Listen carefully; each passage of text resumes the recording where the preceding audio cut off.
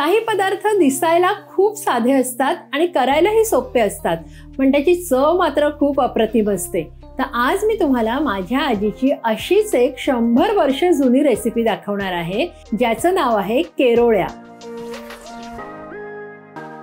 खरं तर इथे राजळी केळीचा वापर केला जातो, पण आज मी तुम्हाला साध्या केळ्यापासून हे पॅटीस दाखवणार आहे। ह्या रेसिपीसाठी आपल्याला लागणार आहेत 6 पिकलेली केळी। तर ही जी केळी आहेत ती आपण उकडून घ्यायची। 5 मिनिटापेक्षा जास्त केळी उकडून घेऊ नका, नाहीतर ती खूप मऊ होतील आणि पॅटीस वळले जाणार नाहीत। जोपर्यंत केळी उकडली जाते तोपर्यंत आपण सारण तयार करायला घेऊया। 1 कप एवढा खवणलेला नारळ घेतलेला आहे, 2 तिखट मिरच्या घेतलेल्या आहेत, अर्धा टीस्पून जिरं घालून घेते, पाव कप एवढी कोथिंबीर घालून घेऊया, 1 टीस्पून साखर आणि चवीप्रमाणे मीठ घालायचे। हे पाणी न घालताच वाटायचे, अगदीच गरज लागली तर एखाद चमचा पाणी घालू शकता। आपण एकदा केळी बघूया। तुम्ही बघू शकता ही साईडनी अशी ह्याला चीर गेलेली आहे, म्हणजे केळी झालेली आहेत। आता ही केळी आपल्याला अगदी पूर्णपणे थंड करून घ्यायची आहे।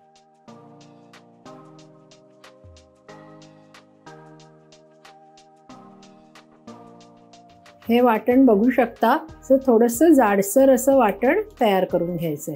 इथे 1 टेबलस्पून काजू तुकडा घालून घेऊया, 1 टेबलस्पून बेदाणे, 2 टेबलस्पून भाजलेल्या शेंगदाण्याचं कूट।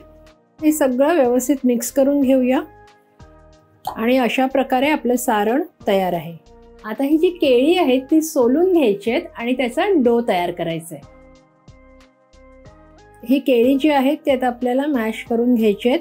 त्यासाठी इथे मी हे जे मॅशर आहे त्याला तुपाचा असा हात लावून घेणार आहे आणि आता सगळी केळी कुस्करून घेऊया।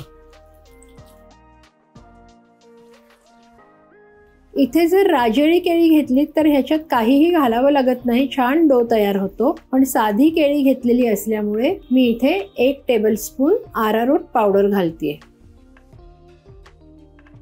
तर आता आपण हे वळून घेऊया।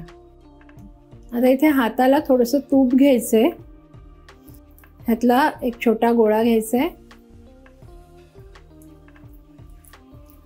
आणि त्याच्यात हे स्टफिंग भरायचंय। खूप जास्त स्टफिंग भरायचं नाहीये, कारण आपण हे डीप फ्राय करणार आहोत, तर ते सुटू शकतं।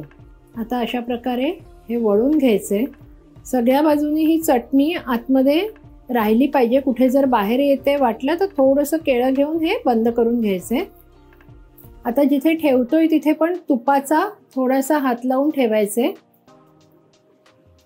अशा प्रकारे आपण सगळे हे जे पॅटीस आहेत हे वळून घेऊया।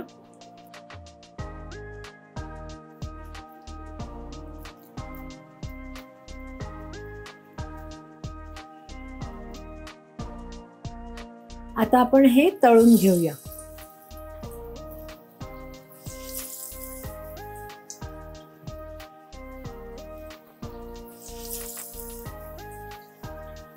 दोन्ही बाजूनी छान खरपूस असे हे पॅटीस आपल्याला तळून घ्यायचे।